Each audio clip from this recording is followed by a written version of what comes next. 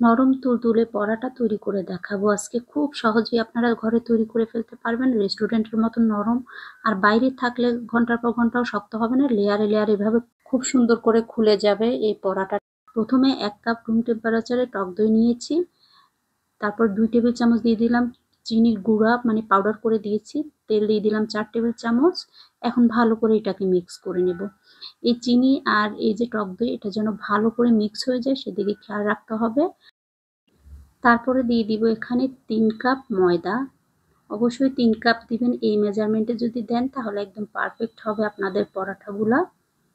তারপর লবণ দিয়ে দিলাম স্বাদ মতন। টক দইয়ের মধ্যে লবণ দিবেন না, ঠিক ময়দা যখন দিবেন লবণটা তখন দিবেন। এখন এটা ভালো করে মিক্স করে নিব। আর এটা কিন্তু কোনো রকম টাইট ডো হবে না। রুম টেম্পারেচারে থাকা কিন্তু দুধ দিয়ে দিলাম, লিকুইড দুধ 1 কাপ।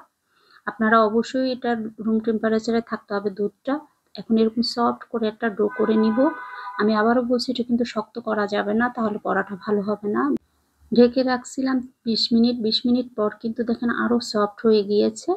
এখন আমি এটা থেকে লিচি নিব। এই যে দেখেন এভাবে করে লিচিটা কেটে নেবেন। এখন এখান থেকে আমি একটা রুটি বেলে নিব।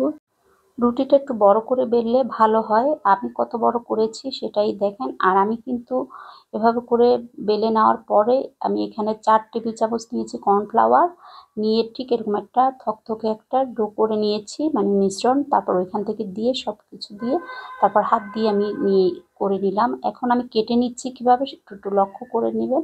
এটা একেবারে কেটে নেবেন না, এক সাইড এভাবে করে সবগুলা কেটে নিয়ে এক সাইড থেকে এভাবে বটে দিবেন। এটা কোনো ধরা বাঁধা নাই যে এখান থেকে বটতে হবে, যে কোনো সাইড থেকে বটলে হবে।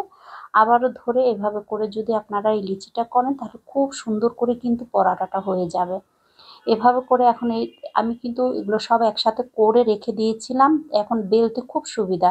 গোল করে যত বড় চান তত বড় কিন্তু আপনারা এটা করে নিতে পারেন।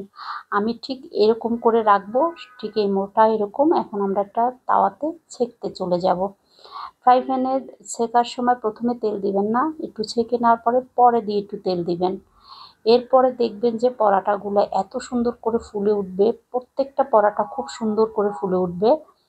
এই যে দেখেন, ঠিক এরকম সুন্দর সুন্দর যখন কালার এসে যাবে তখন আপনারা বুঝে নেবেন যে এটা হয়ে গেছে।